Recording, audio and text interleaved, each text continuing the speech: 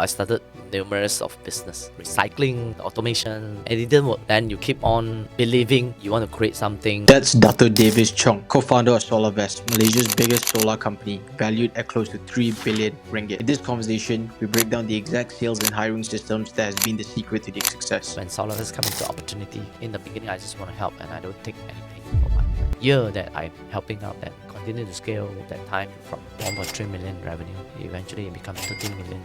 1 year. Yeah, until 2014. What happened there? A lot of small companies, they don't understand the sales mentality that don't go against the market. Tell me, from like scaling from 20 million to 100 million to your first billion market cap, what did that difference in hiring look like for what you're looking for in employees? If you want to become the best company in the industry, you need to have majority the best people. People come and go in the organization. I always tell them, you're here not because you need to. You're here because you want to. That's the only reason. Yes, if it's not, you should go. If the story of your life was to be written in a book, and every year was a chapter in the book, what would be the title of the current chapter that you're in? Wow, I never thought about that. Alright, Dato Davis, thank you for coming to the show. Thanks, Shavit. It's really a pleasure to have you on. So, Yeah. Dato, we get straight into it. I know you're a huge disciple of Steve Jobs. Yeah, I did. So, I did. I figured it would only make sense for us to kick off this conversation today with a quote I love from him. So, the quote is, you can't connect the dots looking forward, you can only connect them looking backwards. So, given the context of what you've built and become today, Dato, I'm genuinely curious to listen to the origins of your story. So, take me back. What are the pivotal chapters in your earlier life that have deeply shaped the person sitting in front of me today? I think that perceptions, it means a lot to me because I did not understand previously when I haven't encountered these milestones and this adventure that I have. And now I more or less understand what it means by, when we are looking at the history and what we have done, we're able to connect the dot why we are here today. So all the entrepreneurs and all the people who really passionate about business, when we started with nothing, didn't have anything, probably we just have ideas. And we explore that, we go through all the hardship of failing a few or many business. Maybe some of the people don't know that I started numerous of business. Okay. Recycling, automation, some of the tech, and it didn't work. And then you keep on believing that you want to create something. You keep that spirit and values that people or all the books taught you, that you're going to be persistent and connecting back all this failure, rejections, and of course, the strength that we have today. So you studied at UTM, right? You did electronics engineering and mechatronics, right? Yeah. Your degree. So I know that in 2003 you did hundreds of applications. Yeah. And there was a story you shared where there was a Motorola interview where the boss was like, it's very hard to work with me. Can you survive? And all these other stories that you shared. And there was this quote that I loved that you shared. I think, so basically I went through all of your Instagram posts. Thank you. All of that. One of it was, rejection is not the opposite of success. It's a part of the process. This is my first time listening, and I'm sure a lot of the others who are listening as well is probably their first time in terms of that you have other businesses. You have had other businesses, recycling, automation, and tech as well. So tell me, where did that entrepreneurship spirit, when did it first spark in you? Was it when you were a teenager in school, or was it in uni? I think I found it out that I really like to solve problems. When we're young, we like to fix things. So in young time, maybe in school, that I found that I'm probably not the persons that I can just go through a 9-to-5 job and do what most of the people are doing. It's just a thought. Then when I start to go into corporate and you go to work, you gain experience, the way that you're trying to create values, you try to solve a lot of problems. And sometimes I think that people are working in organizations or in the corporates, we do understand there are a lot of constraints. There are a lot of challenges when you simply in a team, you simply in an organization, you just want to solve problems. You just want to add value. And a lot of bureaucracy not allowing you to do that. Yeah. And of course, there are a juncture that I thought that, I failed a couple of business. Maybe I should just settle down with the job. I think the timing was just before the born of Solarvest. Eventually, Solarvest opportunity and invite just came, and I didn't know that it works or not. It was still in the middle of considerations with family to migrate to Australia. Well, eventually Salaries worked as you have seen today. So, of course, I did not migrate to Australia. To think back this journey, that's the turning point that I almost that settling down with, I think I would just work for people. And good that I drag a little bit more Yeah. and to try for the last one, and it works. But to tell me a bit more about those earlier businesses that didn't go according to plan. I'm curious to hear more about them. Yeah, I think one of the interesting experience that I have while failing a couple of business that is I worked 4 years in Intel.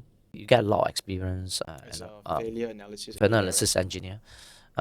You learn a lot how to work, how to solve problems, the mentality to get things done. You thought that you're good enough to run the business. Yeah. Today, we're not talking about complicated business like tech. We're talking about normal business like, let's say, maybe F&B, maybe normal trading. In fact, it requires a lot of knowledge Yeah. and know-how and competency in business as well. It's not like about you having a good degree, you're working in big company, and you have a couple of years of experience, then you'll be able to be a successful businessman. I thought I was capable of doing that. Then you try. Of course, you put in money. Then you think that this e-waste recycle business or this small business, even those people, they don't study that high, they don't have a degree, they're able to get it done. They're able to make it successful. Why not you? Yeah. And you had that kind of thinking that, it should be easy. And then, of course, I don't think that is a good mentality, of course. And that eventually failed. What is not a good mentality? You thought it's easy. Okay. Because you've seen some of the people Mm. make it happen, and you think, wow, I should be able. You get some capital, and then you should be good at doing it. You should be better than other people. Then eventually it didn't work. It failed. Then it teach you a lesson that no, it's not that easy. You're not better than a lot of people that you thought you're better than them. Yeah. I think that's the first lesson that I got. That it bring down your ego, bring down your pride, put you on the ground, and ask you to start like everyone. What does that mean? You're not better than other people. That time you're working in a big company with experience, you're working in corporate, you thought that, well, I know how things work, I know how this, and eventually not. Even I give you a small F&B business, you might not be able to run it. And how to do better than other people, get to the ground. Today, maybe you run an F&B business. You become a waiter, you become a barista. You learn how to serve the food to the customer. That's, you can do better than other people. If I'm still running business like the old me, 15 years ago when we started, then I might think that, I'm the boss, so I know how to run business, so I don't do all this dirty work. That actually is a wake-up call for me that time. Wow. Of course, you lost money, and then that's a wake-up call. What's the most amount of money you lost from the early stage? The of running early, like businesses? 50,000. Okay. Yeah. 50,000 is quite a lot for Of course. an employee for savings, And you at were that time. running this alongside Intel during a time at Intel, Dato, the e-cycle, No, after e-recycling? that. Yeah, Okay. after that. Yeah. In fact, there's a partnership with Edmund. Okay. And so I always tell people, no, I lost some money. Okay, that was the for it. story I wanted to ask as well. I remember last time you said. Yeah. So we lost some money, and he still trusts me. Of course, again, when Solarvest come into opportunity, I took it without hesitations.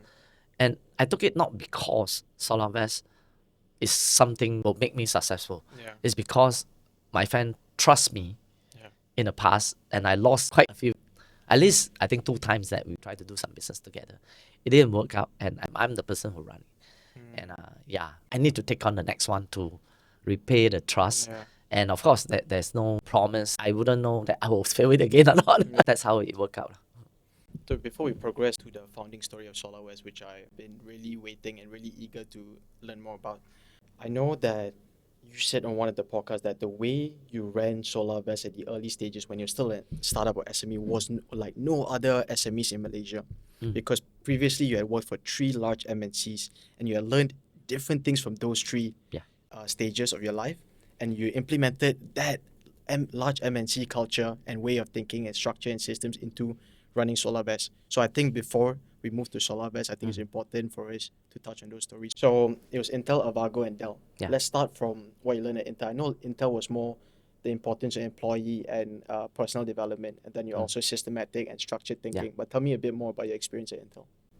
Yeah, I think when in Intel, we call it RCG. We learn a lot how to work in a corporate, how to be systematic, how the company make this a great place to work that people motivated. Wow, the company is so good and so You structured. really felt motivated, like Yeah, every day. I think when the first job you get into this kind of big company, big organizations, you get the resources that you never get to the people, get to structured environment that wow, it's so good. Everything come with training kit, the orientations is well structured, information is clear, there always a buddy system to help it all. How do you do that? How do you do this? It's good. But sometimes when you work a bit longer, the structured environment is so comfortable. Imagine that there are things at work or problems. You expect you'll be trained and to solve the problem.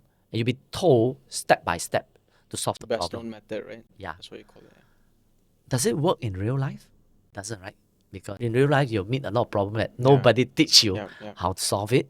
You're going to figure out how to solve it by yourself. That's the main findings that why I think, no, I can't stay in this environment anymore because I'll be constrained by this environment. If I continue to stay here, I might feel very good, comfortable in the environment, even if like maybe you work all the way up to become a manager, director there. But I doubt that how competitive I am and how do I measure my value in the market, in the industry. I just able to survive here and the environment was so comfortable. So how old were you when you were thinking about these things? You were like 25, 26?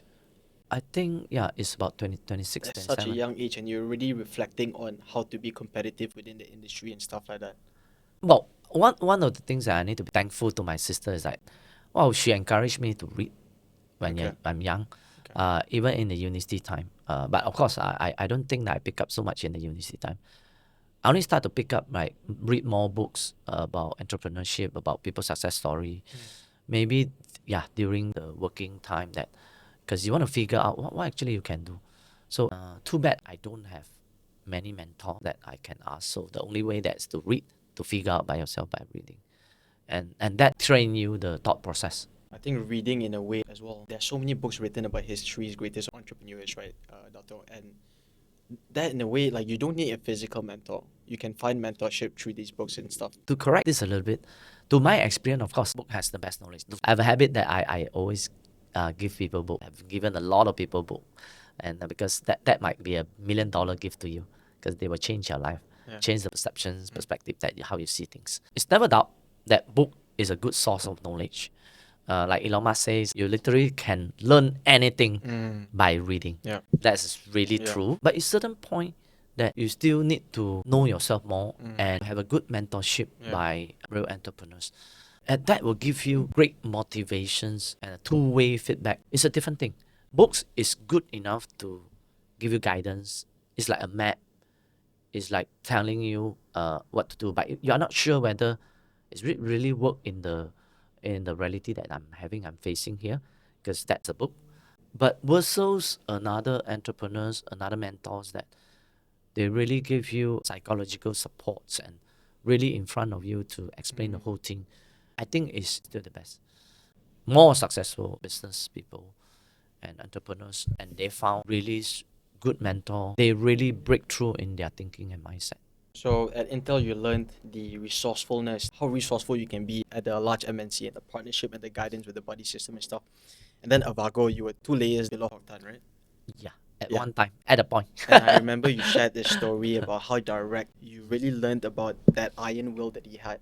Yeah. And how he was very acquisitive. Tell me a bit more about that, and I'm not sure if you're able to share that story about that customer that turned a competitor. Because I love that story. Yeah. I think he's one of the really bold guy that I've seen. I wouldn't say that it's an example, but it's a way of doing things that why make him so successful. He doesn't take any bullshit or anything that which is not going in his way. And that's how bold when come into people management, come into acquisitions, come into dealing with the customer. Share the story. So, I mean, that part of the experience that I have when we come into issue. When I'm managing the product line, we know that this customer is growing. They're growing from small business until I think the revenue is about 30 mil, 30 right? mil, 30 mil a year. And start to strengthening our own client as well, become your competitor. So, of course, being Avago at the size that I think that time 3 we are we have few $1 billion of company, then we just want to acquire the customer that eventually become our So competitor they were using your products, to add value. adding some value and repackaging Yeah, it, selling it to then your own send it- customers using yeah. your technology, right? Yeah, so it come Yeah. into our supply chain, our value Correct. chain that we supply to the customer. It's a legacy product, we have good pricing, because Avago, we have the patent and IP that we are having for 20 years. So the customer will continue to buy from you because it's a legacy business. And when it come into selling to our customer cheaper than us, then it become a competition where either we need to continue to reduce the price, we need to find some way to tackle the competitions. And of course, to him, we just buy the company. We flew to see the customer. That time, I would say that Avago is still small. It's just few $1 billion company. Then versus this acquisition that's about, the revenue is about 30 mil. So he flew and he talked to the customers. And of course, the customer put in a high sky price. And that really pissed him off. Then he directly... Price was like 100 million or is more yeah, than that? yeah. It's like 100 million for 30 million revenue company. It sounds like it doesn't make sense that time. And Then what was we the come back. profit? Do you know? Maybe 6, 7. Yeah, I forgot about profit, but surely that is a high valuation. PE, high Yeah. valuations High PE, that put into him. And well, he feel not being respected. And of course, he come back and instruct all of us, stop the shipment, and we just My God. Like the next day, right? directly the next day. Oh my God. and we just don't sell to him anymore. And of course, we have contracts and everything. Then we deal with it, and the rest, of course, is a bit of hostile managed. So you need to share that one line where the legal team contest. Yeah, the legal always advise that you can't need to do share this. that line. I love that line. We'll get sued and everything. And then, of course, we continue to not shipping, but it turned out to be the solutions that the customer come into negotiations, and then we resolved it. Oh wow. We continue the relationship. Oh. And I don't think that we bought the company, but eventually maybe they don't come into our customer conflict of interest. Well, it's a win-win, and it's a hostile revenge that make the competitor sit down to discuss what is the best. I don't see many entrepreneurs are bold to do this, and of course there are other things that we continue to see that, wow, he's really managing this, and people are afraid of him. Yeah. I think when the legal team rebutted as well, he said, we have 1 billion in the bank. Yeah, right? I forgot about it. Let's see who dies first. We have 1 billion cash in the bank, so let's see who survive in this lawsuit. That's crazy. Dato, then at Dell, right? Your final corporate role before Solarvest. There's one thing that you talked about before that I really liked, and I want you to touch more on that, where in Dell you learned that the sales and commercial team had the biggest say. Yeah. That's when you talk about driving a product externally or internally. Tell me a bit more about that. To that experience, we have always known Dell is a sales-driven company, commercially driven, of course, under Michael Dell, and that is the culture. And we go into that, adopt that culture, and of course, we work in the way that we create all the sales program, and the sales program drive the back-end team to work, talk to the customers, and to the pricing that you're going to take the customer expectations and come back to drive the internal team to get the expectation done. That's pretty much different from what I was taught as an engineering company, even at Intel, even in Avago, because we take the product, we take the engineering, we go out and sell the value, and we expect the customer to accept. Yeah. So that's the way it That was is. your previous 2 roles. Yeah. Okay. So it's a new learning, new paradigm shift for me where, we actually can do that. We can go out and talk to the customer, and customer put in the expectation, the price expectation, the spec expectations. We have market understanding, then we'll get these expectations, go back to the back-end team, engineering team, to the solution teams. We need to do this, get it done. And there are a lot of power play in this kind of organization when sometimes people will think commercial team or sales team have too much of power to drive things. In my experience of managing a business, this should be the right spirit, but it need to be balanced. I always like customer-driven, commercial-driven thinking. Not settle down with back end what I have, and the market need to accept it. Well, when the competition comes, the market wants a better price, wants a better product, then you need to accept it. You either die or you adapt, right? Yeah, but some of the companies, some of the business, they don't think in this way. They think like, this is all I have, so you're going to accept it. And why should the market accept what they don't like? So, Dato, then 2012 was when you first pitched the idea about Solarvest. Yeah, we start looking into that 2012. Solar start to pick up in the FIT time. We didn't know that it will work or not. It's primarily management that started it and tried to run this idea, try to pitch And how to. did they get the idea, Dato? In fact, we studied the idea together. Before even the born of Solarvest, we researched on this policy. We joined a few conferences by SEDA. Then we start to, Sustainable Energy Development Authority, okay. that time, SEDA actively do solar renewable energy FIT conferences everywhere in So hotel. FIT, for those who are listening, maybe Yeah. we'll just give some context. So it's feed-in tariff, right? Yeah, the feed-in tariff scheme that to accelerate RE adoptions to the public. Nobody trusts that DNB will pay you money as well. Yeah. So that's why a lot of public awareness conferences need to run. It's very active. I forgot it's weeks or month. They have different stations. They have doing Johor, Penang, everywhere. And you guys were traveling everywhere. No, we went for a couple of conferences. Then we start to understand, wow, it seems like quite serious in pushing out this FIT. And it's a no-brainer. I mean, you buy 30, 40 cents per kilowatt hour from DNB, going to buy back from you at 180, 160, 150. I mean, how can that happen? If it's happened, it's too good to be true. So we also did not believe that it's really. How can that work? How DNB make a loss? But after that, you understand, you collect the tax They had and a fund, all yeah. this. They were that, charging then a fee, right, on every SDNB bill. then that's a mechanism who make the FIT works. Then they make up the whole thing that we understand how this whole thing work. And then of course you start to really sell to the friends and family that now you can make money from DNB. Are you interested? And of course the first few pitch or first few months that we are working is not successful. Nobody trusts that. I mean, it's a scam. Even your friends and family. Of course. Nobody trusts that. My God. And people will think like, no, how possible? I don't believe that DNB will pay me money. And of course, first few deals coming in by promises that, okay, sounds interesting, sounds good, but you install for me, and until I receive money from DNB, then I'll pay you. Yeah, I think there's one friend who agreed to it, but the bill only came in 6 months later, right? Many. The early deals are all not paying you first. I thought, how do you guys, because you don't come from a solar background, did either Edmund or Lim come from a solar background? Lim come from M&E background. Okay. So all these fundamentals start from M&E. So like how to procure the solar panels, how to install them. We learn it in a hard way that you buy it with cash and everything. There's no terms from your suppliers, but you can't even get the stock because they are so small and of course the supply chain is not well set up that time. I still remember the brand that we firstly encountered is a Robert Bosch solar panels. Okay. So you don't see that anymore. So that's for the US, I assume? German. Originally solar supposed to be engineering, which is started by German engineering, when our inverter solar panels are all from German engineering. Of course, after China dominating it, it's mainly China engineering now. So that time, all of us use it, European engineering.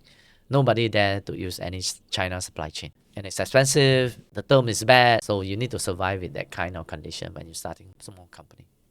But how do you start? You're starting in essentially a new industry, a very nascent, early stage industry in Malaysia, right? The government is trying to incentivize with all these policies, the FIT and stuff. But when they're trying to create a business in a new market where there are new technology, new business, there is no book you can pick up where they say, here's how you do this. You know what I mean?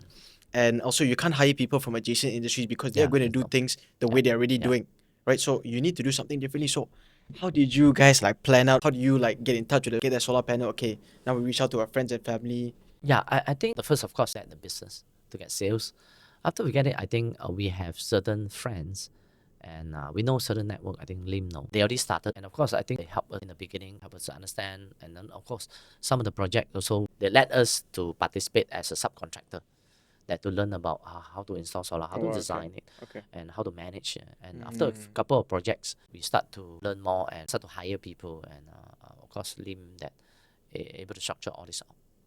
Okay. So I guess it's similar to the earlier example you were giving about if you want to own a cafe, first you need to be the barista, you need to learn how to serve your customers. So you guys started as subcontractors, learning that part and then building out. You build the sales first, so you're reaching out to friends and family. I know the first year when you were at Solarvest, you were still at Dell, right? Yeah, that time it's a part-time thing. So tell me about that story. I think after the period that we get about 70, 80 houses sign up. Wow. Yeah. So how long did it take for you to get 70, 80 houses? I think more than 6 months. 6 to 9 months time. Mainly by Edmund and Lim that how they started it and already with some small results. Then they think they want to expand it to northern region or even Klang Valley. Where did you start out, Dato? We start in Penang. Penang. Okay. So I was in Penang. Okay. So there's no plan for me to really join or anything. I'm just trying to help to make it, because I've been through a bit of experience at Intel. You learn through how to manage business a little bit by failing a few business. Then you go to Avago, which Avago taught me very good mentality in solving problem.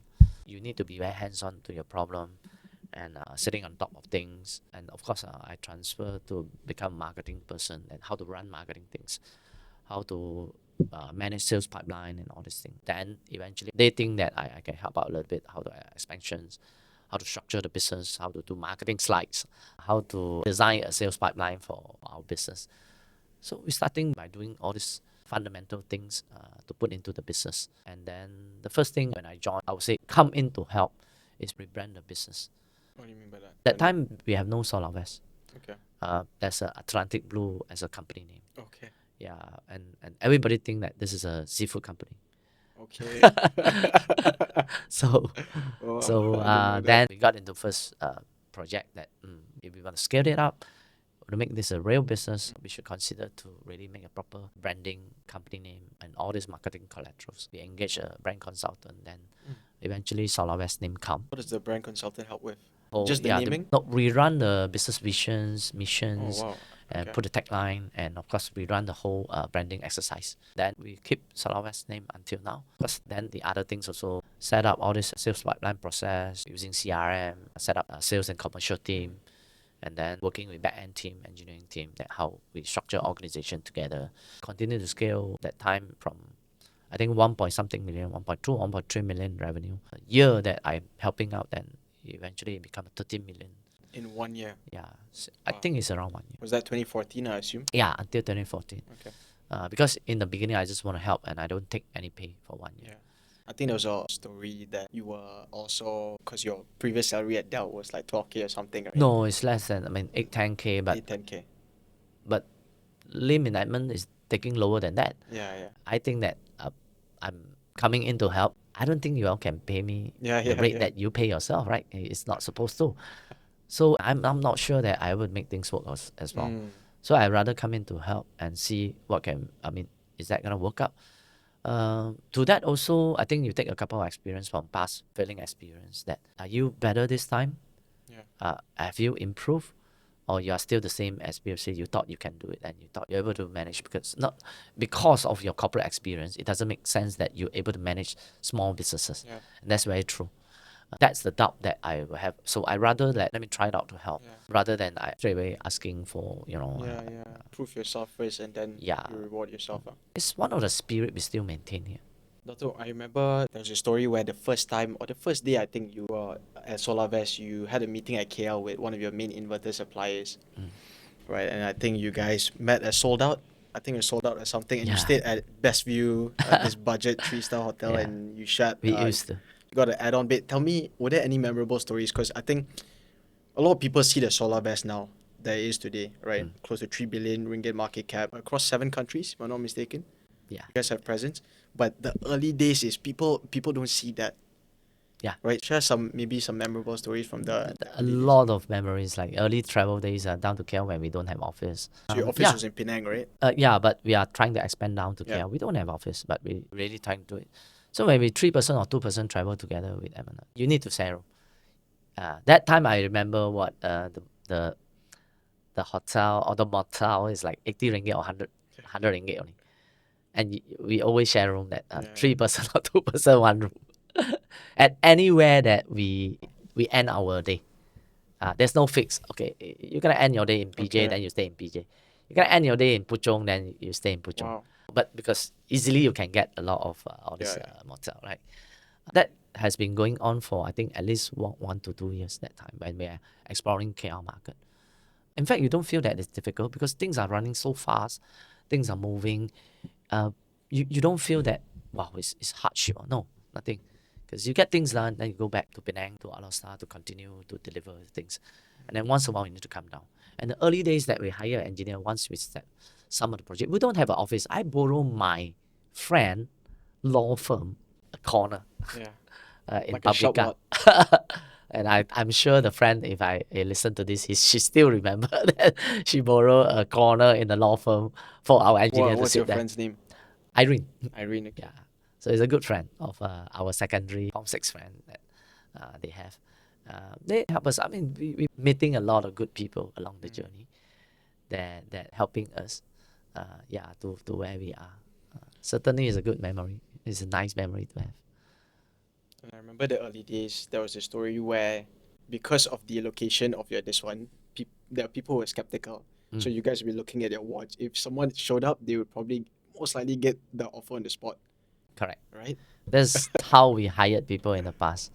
Wow. And so difficult to hire people when you are small. So now I definitely understand all these small companies struggling. The new generation now does have higher and higher expectation on work environment, on the people, on the branding of the company. And I'm sure you have observed and you understand that as well. And also last, the 15 years when we starting is already this kind of challenges that we have. So basically, anybody has good attitude. You don't even need the knowledge and competency. I see your attitude is good enough, then you get hired already. How do you gauge someone's attitude in like a 30-minute, 1 hour interview, Dato? You try your best to learn from that. At least come with some preparations, know the company. You don't need to answer things correctly, but you need to try to answer. You need to come in with effort, which I see that you make the effort. You're punctual. You try to try your best in the interview, and that's already qualified. Of course, we're a bit lucky to meet some of the brilliant young people as well. That some of them are still here, and they already director or senior manager level. That's how we grow from in the past.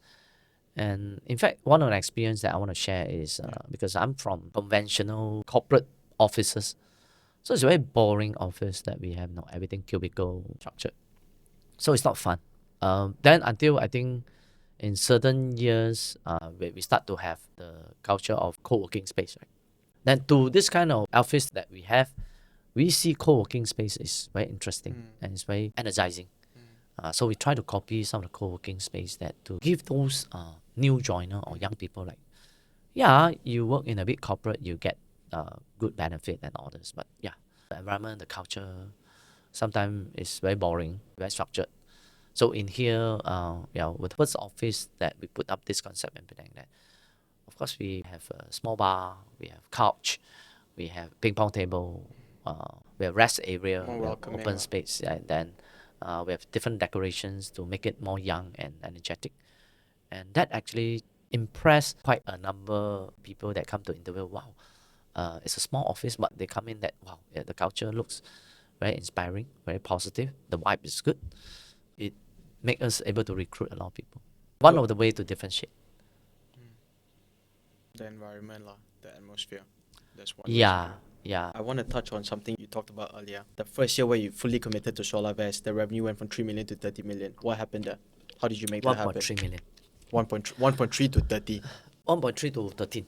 13. Yeah. How do you do that? I think we do it differently from other people. Maybe I leverage a bit of experience of my corporate sales pipeline model. Even until now, a lot of small company they don't understand. So what is sales pipeline? What is funnel management? We use CRM quite early already. Once I come in, then in a while we bring in a cheap CRM, but it's still a CRM. But at least we have a system. We have software system. We also use more comprehensive weekly tracking sales Excel to manage. We have weekly sales meeting to run through all the pipelines, to track all the sales, to solve customer problems, to track the revenues, target, and all this. I don't think that a lot of people do that at time at our size or even within solar industry. That mechanism, that proper process bring us more effective sales process and to tackle client to keep track of the sales target for everybody that we have. We have probably 5-6 people that time.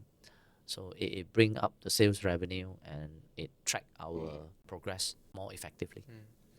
To anyone who's starting a startup today or running an SME, what are the 2 to 3 frameworks or steps they will need to implement in terms of their sales pipeline or the funnel management that you were talking about earlier? What are the 2-3 things they have to do? I think one of the first thing that in this juncture of starting a business, you need to be very tech savvy. Okay.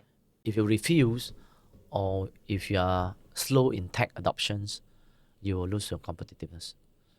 Even last time I will see, or maybe last time, like 10, 15 years ago, you're going to look into website, you're probably going to look into CRM, this kind of small little things. It's very fundamental things, not anymore. Now it's a lot of technology integration, automations, AI, to make yourself competitive. Else, you probably have a hard time to make it a success one. So one is tech savvy. What are the other two things that one would need to implement in terms of their sales strategy? I always advise the commercial people, the sales mentality, that don't go against the market. What does that mean?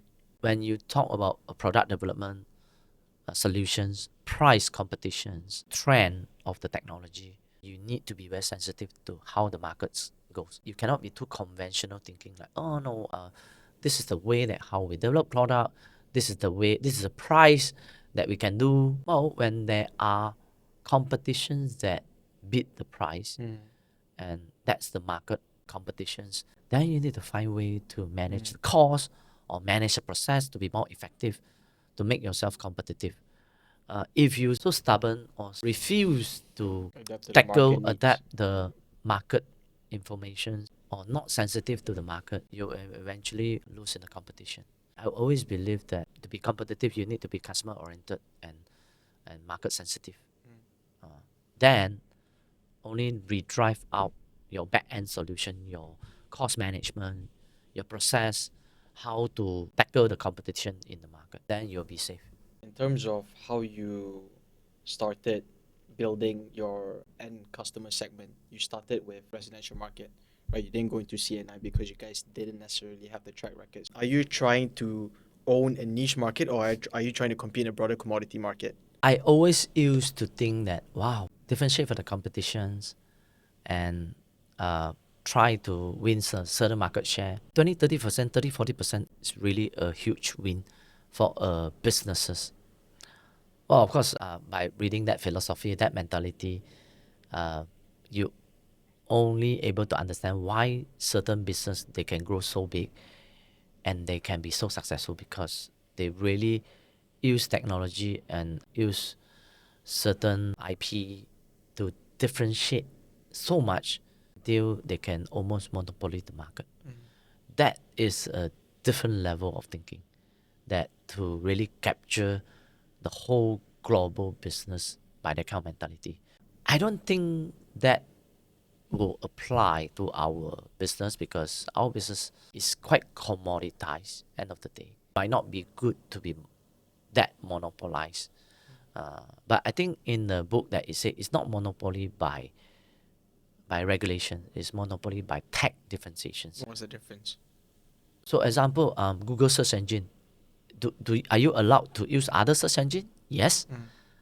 But why they make it so good that you don't want to use other search engine? Yeah. Did they monopoly? Yes. Yeah. But they didn't force you to use their Understand. search engine. That's a concept that they have. You make your solutions, your product so good until you monopoly up to 70, 80%. Nobody want to use other people. Example, Nvidia, right? Yeah. But this kind of product or solution, it takes long years of development, because like Nvidia, they are probably 20 years or 10 years ahead of other people, because they've been doing something that nobody do for many years, and there's no sales, and it's only investment. Yeah. Not everyone can have this kind of vision and able to have this kind of appetite to do this investment, and that's a high risk, high return business. So the theory does not really apply in our business, but that mentality, that principle works. So how can you strengthen your solutions, your differentiations, the value propositions that you have to capture a bigger market share? We don't need 70 to 80% of market share. But the principle is focus on your core value, strengthening of your technology, of your differentiation, of your efficiency, or even the cost that you have, to make yourself differentiate so much that you're so competitive. 5 out of 10 customers will choose you. So Dato, right now Solarvest has 3 key revenue segments, right? 4 including your other, but then your main one's your EPCC, which is still 85% of your business, engineering, procurement, construction, commissioning, and then you have your operations and maintenance, O&M, and then you have your electricity sale. So I remember initially it was purely EPCC. Yeah. right? And then you had shareholders when you already IPO'd, you had shareholders who were saying that, can you really depend fully? Because essentially an order book business is you build and then you move on, right? There's no recurring revenue. Then they ask for recurring revenue. And then, but building their O&M requires upfront capital first. It's very capital intensive before you can really see the returns. So earlier, you were saying about how like Nvidia investing so much and not seeing the returns. You've been preparing yourself for the market, right? Rather than when it happens and then you do it. So how do you balance as a public company? Right now, I would say Solarvest is quite different from the other pure EPCC players because you guys are essentially trying to build a platform, right? You got a battery storage, EV, you got racks, and then you still got your EPCC. So tell me, what is your vision with that? I think from 3-4 years, especially after listed, we start to really get question a lot. How do you differentiate from an EPCC standpoint? It's just a contractor work. If you go into EPCC tender, EPCC bid, most likely you'll be differentiated by the price. That's correct. Of course, people will value your track record, your service. I mean, few percent, 5-10% of differentiations. But that doesn't create really high value for you to differentiate in the competitions. And that more and more will coming into the pool and to compete, and it will really make the competition stiff. So we start to aware of that and then to ask ourselves, so if the EPCC competition's gonna be more and more stiff, so where should we go? Or what should we maintain? But EPCC engineering, it is still core value of the business. That what makes up a power plant. That's what giving values to the client, and that's what generate energy and saving the utility bill. That's what the client want. But that's not the only thing that client want. So just don't want just a contractor. I want a person to provide a PPA. I want a person to able to structure solar or renewable energy solutions.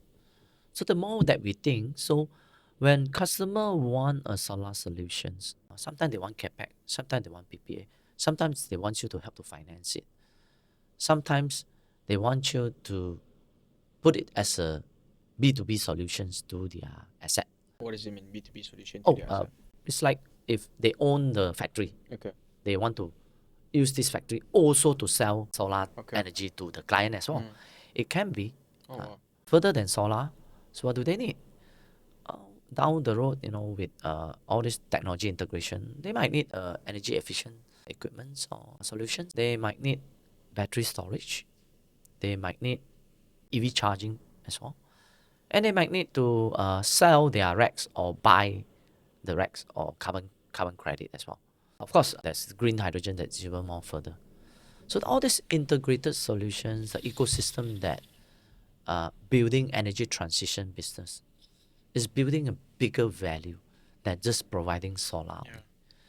And one of the strategy that I always learned from last time is selling one solution to the customer is penetrating the market. Cross-sell or upsell things that will improve your customer stickiness, which is you're not being differentiated by one product pricing. It's a whole total solution. Yeah. And that will increase your value proposition. Are a lot of players in the industry also trying to build a platform similar to you guys? They are, but I think we are the first one who do Yeah. it. So And then we're showing progress of doing it as well. I love that, Dato. I think having that foresight, that is, I mean, even the birth of Solarvest, you guys had that foresight in terms of like, this is the next big thing. There's another quote you shared in one of your posts. So I'll give some pretext as well to the listeners. It was before Facebook was going to list in 2012. Mark Zuckerberg had his book where the title was, Facebook wasn't meant to be a product that everyone had on their desk. Basically how they continuously adapt. Then you said one thing, what you learned from that for Solarvest was, if you don't find the thing that kills Solarvest, someone else will. Yeah. That's a mentality that I explained just now. Yeah. When we go to APCC, we know the competition will come. Everybody come and compete on the pricing. And then, of course, then we continue to find the next value chain. We are the first one who built O&M program. How do you get the idea? You need to continue to ask yourself, to challenge yourself. Okay, a pure CapEx, EPCC, how do you compete? Price. Oh, maybe a little bit of engineering design different, but there's commodity. Everybody able to do that. And price. What's further than that? What is the things that your customer wants further than price? Of course, OM program is the next thing that they worry about. Wow, what if this? What if that? But how did you realize that? Were you speaking to customers on the ground? You need to be on the ground Okay. to speak to customer. Like we always say, getting feedback without reflection is nothing. Mm. I'm sure you attending to customer, meeting, talk to clients, you have a lot of feedback. But you taken the feedback without reflections to your business model, that is nothing. So it's useless as well. So I think one thing that we do or we manage a team is we taking feedback, we look at it seriously. Oh, this is how it is. Reflect on our business model. It's not good enough. We keep on talking about this point, these value propositions, it's become a commodity already. When my existing present value proposition, 6 months, 12 months down the road, it become a commodity. It's not a value proposition anymore. You need to find new value propositions. So it come like O&M. Bring out O&M, then everybody copy again. We give 5 years, 3 years O&M, this, then we build our O&M team, then start. Then it become commodity again. Everybody can do it again. So what else? Okay, then we come up with the Power West. Okay, customer has EPCC, has O&M. What's next they want? Can you finance it? Then we bring in the financing solutions. And so on. This process, thought process, it just never ended. We are the first EPCC who look into PPA in Malaysia. And I still remember that there are one EPCC, same EPCC at the time. He still couldn't understand. Yeah, we do CapEx, customer break even in 3-4 years time. Why should they do PPA? A lot of people that time, they don't get the idea why people want to go zero CapEx. And we get the concept, we talk to the developer. Of course, we have no capital to invest into zero CapEx that time. But we are the first one who go and understand what is zero CapEx. What is PPA model for solar asset? Then we go into that. You need to know how to understand PPA, negotiate PPA, and structure the PPA, right? So we go into that, then we did that. And that PPA or even Power West model is start to get into financing. You just don't need to do financing by yourself or the client. We provide value added to the client as well. And then this thought process just keep going on after that. Of course, we have EE, we have battery storage, we have all this come along to put in as our solution or value propositions. And now, further down the road, when customer can get PPA for a lot of people, can get EPCC services, can get O&M, what do they want? Some people want pre-development support. And to our level, we can do. Example, a greenfield project, green township, green industrial development. We have the resources to put in early effort, early strategic partnership to you, support you, to put in all this design and engineering into pre-development. Well, some of the soft players, they cannot because capital, their working capital, their OPEX supposed to focus on the project that can bring in revenue immediately, right? So we have a competitive advantage to do that. That is one of the reasons why you guys decided IPO, right? I think you first had the idea in 2015 because you realized how this business is very capital intensive. Yeah. So I remember you said the idea came first and then the question followed after. And you guys only listed on the ACE market in 2019? Yeah, 2019. So tell me a bit about that journey. Like maybe, okay, I'll share one thing like that. I think recently I've been meeting more entrepreneurs and speaking to a lot of them, quite a few people in the F&B. You hear them saying when you ask them, what is your goal? They say, I want to list my company. So people see that rather as the end goal rather than a vehicle. But your one was very different. It's like, how can we scale the business? We need more funds. More capital. Okay, what can we go? Okay, that's when the IPO came up. So what are the 2 to 3 questions someone should ask themselves when considering whether they should IPO or not? I think when we come into struggling with the capital, we thought we need to continue to scale the business like that time, 13 million revenue and then continue. Of course, along the line, raise capital. You only can get it from the banks. And it's so difficult to get bank financing as SME because that time our balance sheet, our background is not strong. So you struggle to get the capital that you need to tackle the opportunity in the market. And we are talking about millions if you want to tackle utility project because one of the things that we find out is that the big chunk of opportunity is at the utility size. So that will be probably 10 megawatt, 20 megawatt or 50 megawatt. That's LSS, right? Large scale solar. Yeah, hundreds million of capital investment. Very logic question. Do you able to borrow 100 millions that time? I think it's a very clear answer. No. Nobody will borrow us 100 millions. And how you want to get into that kind of business? That kind of scale? How? It's not in the borrowings. So the only way is to get from the public market, equity market. We didn't know that there's a private equity direction at the time. I really didn't know that. We just know that, okay, we want to raise fund with equity. How to do it? Okay, going listed is one of them. So eventually, I'm not sure about the timing. I just read about why IPO. Okay. It's still in my old, I think, post or something. So, okay, I read the first few page, why IPO. Okay, makes sense. We didn't know how difficult is it, but it makes sense. So in 2005, we bring up the idea. I think we should IPO the company. We should. We need to. Else we're going nowhere. It's just a thought bring to Lim, Edmund, and our key people that if you ask me to explain further, I also don't know how to explain further. Yeah, we just need the IPO to go into that market to get money. That's the best way to get money, to grow the business. We do nothing. We say we want to do it. We think we want to do it, but we are busy with the business. Yeah. But we are talking about to do it. Yeah. Friends, business, network, they know. We talk about it. Well, until 2007, we talked with one of our close friends, Harshest. Yeah, from Chin Hin, right? So he heard about it from Lim. They just listed for 1 Yeah, year. And that eventually turned into serious topic.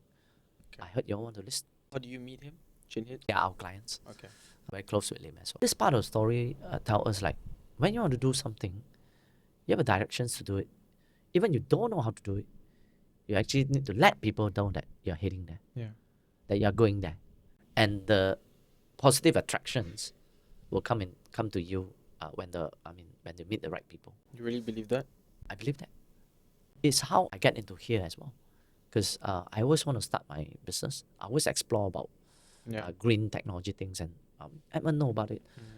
Lim know about it. Our friends know about it. If I didn't share, I didn't tell our friends that, hey, I want to do this, will the right opportunity come to you? It won't. Eventually, you lost connect. Yeah. So I always encourage like people like now, if you want to go IPO, if you want to do this, you want to get into the market, you want to go Indonesia and open market, tell everyone. The right people will come, hey, I also have some network. I also interested to do this. Can we look at this together? I mean, of course, you need to filter the opportunity and the people that you meet. But the right one will click.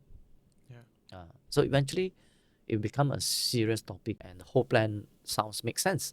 And the guidance from Chin Hin, from the team forming up the DDWG and all this, directly give us confidence, and we go ahead, make progress without hesitation.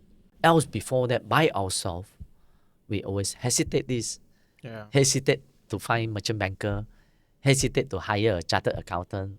Yeah, I remember there was a Hesitate. story where the chartered accountant cost cost was you 15K, 20,000, 15, 20,000. 20, and your pay was less than Below that. 10, 15K. So It's the like- first step was hiring someone who is the first step already a showstopper. I mean, you always doubt, like, should I hire a person at higher pay than me? Yeah. Is that really? That decision will take months. But after you engage with the experienced people, I will say that Chihin was our mentor in that process. No, just sign. Just go ahead. Just hire. If you were to go through the IPO process again from the moment where you first had the idea, what would you have done differently to compress that timeline? Because it sounds like you would have preferred to have done it earlier. I don't think that we are daring enough to do this by ourselves.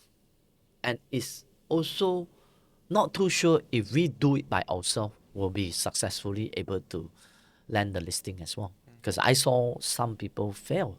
And asking back ourselves, well, will you have hired at 2005, you found the IPO idea? Will you have signed? Will you hire? Will you have find a merchant banker? Will you know what you want from a merchant banker? Do you know which merchant banker is the suitable for yourself? We wouldn't have known. If you ask me to go back to the dot again, I think we are still the same. Because we wouldn't have done this by ourselves without hesitations. And it's right to hesitate because that's a really Big different move things that lah, we don't know. So that model that we have done, it is surely the right approach, moderate approach that go to unknown space with proper guidance. So the first thing someone should look for if they're looking to list their company would be that proper guidance lah. Yeah, and that's what we're trying to simulate again as well in our new acquisitions. Tell me a bit more about that. Yeah, it's like Kiming, it's like ecosystem, like other acquisitions that we have. Become the person who give guidance, structure things, who set directions while you guys are the business owner. You know what you're doing. You continue to build the business. But on the corporate strategy, on the capital market leveraging, can surely give good guidance on that. So that's what we are doing to the few acquisitions that we are having. One question I want to really touch on is the team. The team that got you here won't be the same team that gets you to where you want to get to next, right? And then recently I heard, so Sam Altman, right, from Y Combinator and OpenAI, has this theory of hiring. So he says, don't hire for the Y-intercept, hire for the slope. So you don't hire for the Y-intercept, you hire for the slope. What that means is that you hire someone for their potential to grow and learn rather than their credentials. So it doesn't really look at resume. He reads in between the lines and see, I guess earlier you said that attitude. So tell me from like scaling from 20 million to 100 million to your first billion market cap, what did that difference in hiring look like for what you're looking for in employees, and how do you personally, Dato, look for talent and attitude? I think we have set the culture, working rules in Solarvest. It's like, you're going to be very clear, very open, very transparent. I know you have this And rule where we should learn from other people's mistakes. So you don't ask Yeah. people to come to your room. You go directly to their table to have the discussions. some of the cultures that we practice. And I would say all these are modern working cultures, which being dynamic and open, always pushing the limit, not settling down with the status quo and everything. To that expectations, if you want to run a company and you have that kind of culture, and you clearly can see that who is seeing this kind of culture as a value, who will be capitalizing this environment to make himself even higher value, then eventually make the whole company resources higher value to break through new things. The way that I look at human capital value or company value propositions is quite connected. If you want to become the best company in the industry, and you need to have majority the best people in your company. If that individual in the industry might not be the best and all of them are average, I think hardly that you can become the best company in that sector. The company strength value propositions is aggregated from individual. I personally always want to see, are you on top of the things that you're doing in the past? Big or small thing is fine. Whether you are leading 100 million projects or leading a small little projects, but do you know details of it?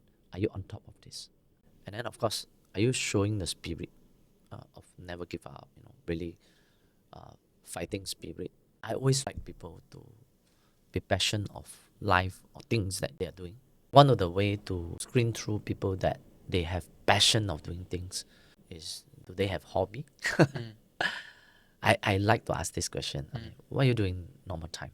I always not hiring people that don't have hobby. No, I do nothing. I don't. Why? They don't have passion. They don't have interest in doing things. Interesting. When you have hobby, I like to sing, I like to hike, I like to play badminton. You have something that you like, you're passionate about, you're not being paid to do. You don't need to do it, but you want to do it. Means actually you have interest, you have hobby that you want to do it. And that translates into passion. Are you being paid to be passion? You're not being paid to be passion. Yeah. If a person that without hobby and interest not want to do anything out of normal time, most likely he's not a passionate person at work. Oh, no, I just come here to work and I'm being paid. I relate quite a bit those things. There was a story you shared. You had this employee who came to you and he said he had a job offer in Singapore. Yeah. Right, the same amount but in Singapore Yeah, dollar, and then you wanted to have a chat with him and you were telling him that a paycheck gives you three things. I think you said reduces stress, buy They stability, pay your bills. and pay your bills. At Solarvest, you are really committed to rewarding your employees who have been with you from day one, and that's when you implemented the When ESOS. when we listed, all the employee get a pink form and they got some of the IPO shares. Tell me a bit more about that. What you think that's important in an organization or at Solarvest? I would say all this while we attract good people, talent, we need to underpay them because we are a small company. We need to manage our costs very well to be competitive. Some of the people that join eventually from other industry, of course, of oil and gas, from conventional manufacturing or tech industry, even real estate, makes sense they make much more than what we able to pay them, especially oil and gas, right? Oil and gas jobs market has been really competitive, like, they cut jobs and so, but some of the people that they can't take pay cut, even they want to find a new height, change the runway for their career. But some people do, and some people do, I want to move into a renewable energy industry. I used to get paid like 20,000 in oil and gas.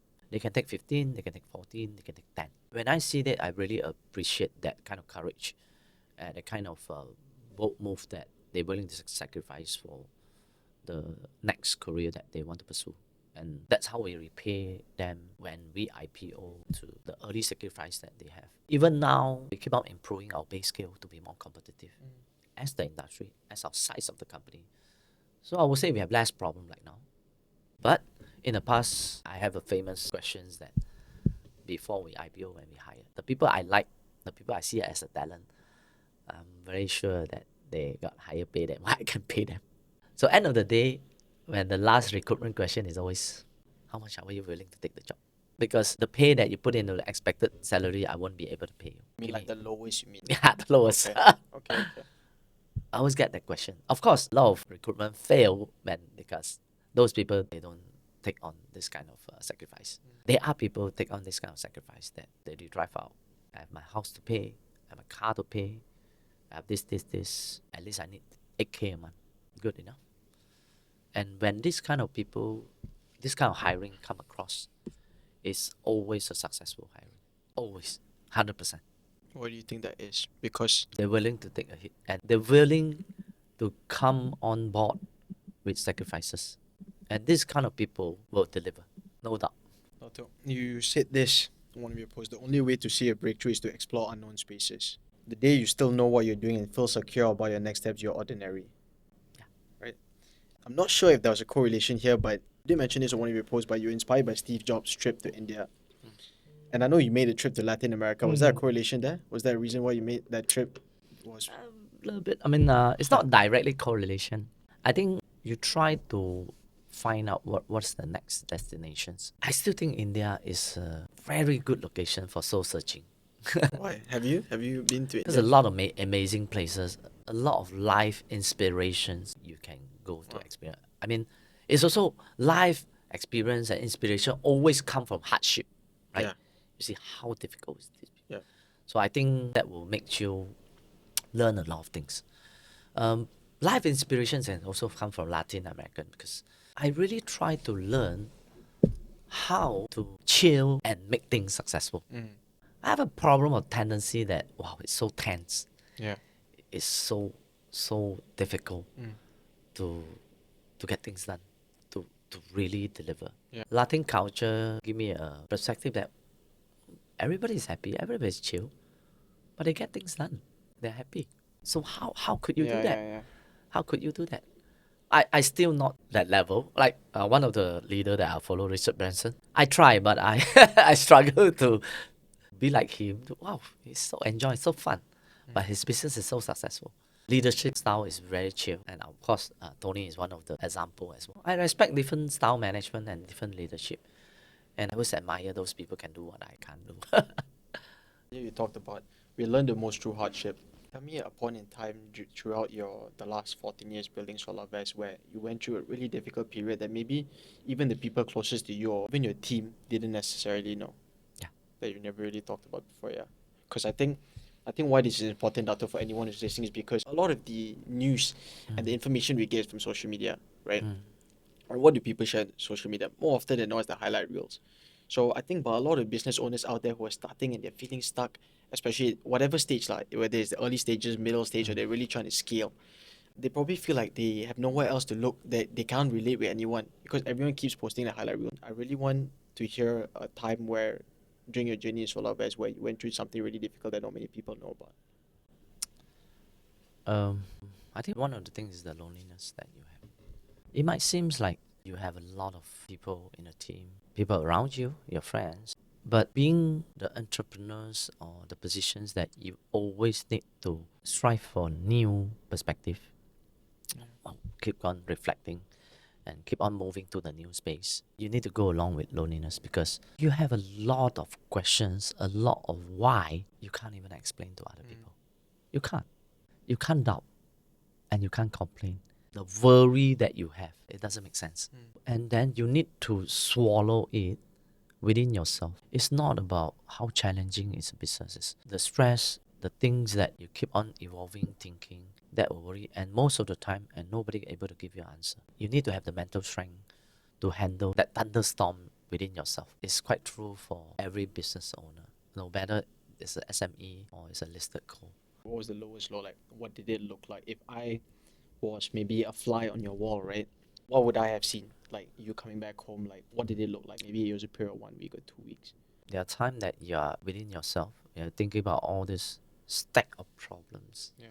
stack of decisions that you need to think and do and explain to other people and to deliver, of course.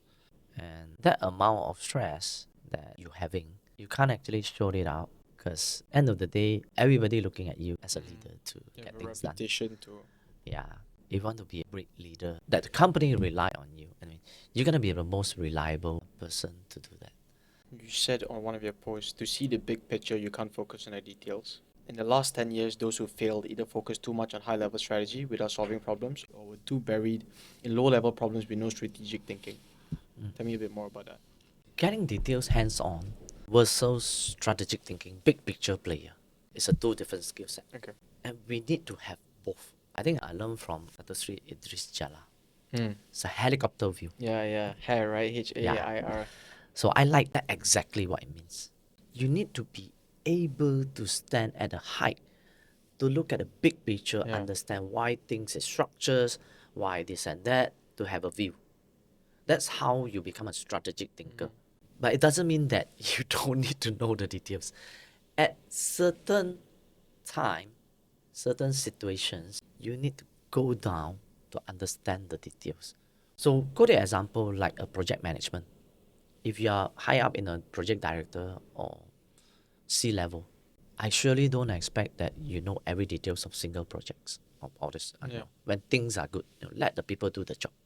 But when that project have issue, have problems, that's where you need to go down to know the details. And of course, you probably have 50 project running. You only focus on the one that you have problems. The others like business as usual, work as per normal, then you don't need to have a detailed view on it. That's the way that I see it. You need to be there. But if a high level people that we hired every day go to manage, work on the details things, I don't think that he's doing his job, Yeah. right? Okay, Dato, we have a closing tradition on this podcast where the last guest leaves a question for the next guest, not knowing who they'll be leaving it for. So, the question from the last guest: what is the harshest truth you've told someone you really care about? I think the not harsh, but it's quite relevant. Well, people come and go in the organizations. I always tell them that you're here not because you need to. You're here because you want to. That's the only reason if you're still here. If it's not, you should go. You've actually said that before. Yeah. Some you. people thought it's very cold-blooded. It's real, it's the reality, right? It's the truth.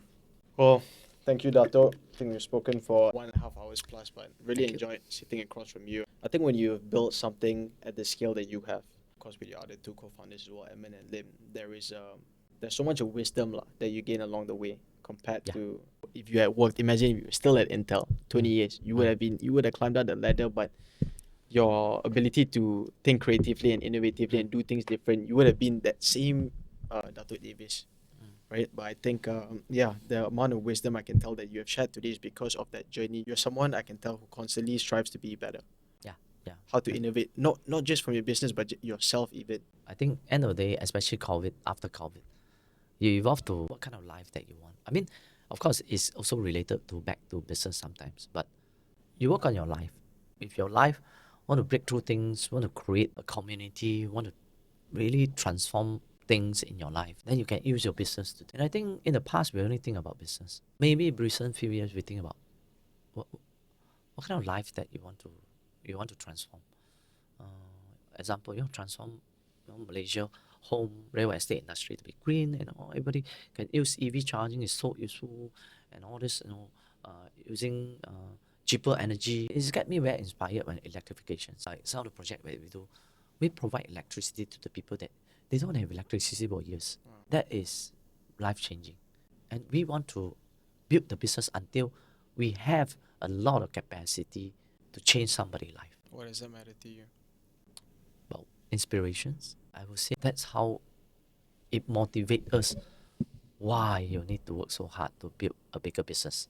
Because at the end of the day, you want to see all these things happen. Well, of course, profit making and all this is coming along, but you don't see the meaningful of it. Wow, Yeah. those kind of things, it give you a really strong motivations of telling your employee, telling people that's what we do. That's why we want to do it. Okay, one more fun question that I'll just throw in, right? I like to ask this question that if the story of your life was to be written in a book, and every year was a chapter in the book, what would be the title of this year's chapter, or the current chapter you're in? Wow, I never thought about that. Um, I think the current chapter is I need to learn how to live again. Wow. What do you mean by that? I think recently, all these past 10, 15 years, we built business, we push things. It's all the momentum building, Yeah, capacity yeah. building. Especially after my South America trip, it gave me inspirations that things need to build differently versus past 10, 15 years ago. The growth continue. Yeah. It can be better process and better way that we can do it. And that very slowly depends on how I see life. Should most of the things push that hard? Should I maintain the same leadership style? Or it can transform to another person's that maybe Succession. it's a different learning. How people see you as a model. So that question struck me, I think, in the past 6 months to 1 year that can I still transform? I'm quite sure a transformation needed. Of course, that's the doubt. That's the doubt also. Do I still have the energy to transform? Love that, Dato. Thanks. Yeah. So the title would be, Can I Transform Again or Can I Live Again? Uh, Love that. I think that's a very honest take. But yeah, thank you so much, Dato. I think we'll wrap it up here. Thank you. Really appreciate your time. Shake your hands. Thank you, Dato. Thank you so Thank you. much. Good session. Yeah.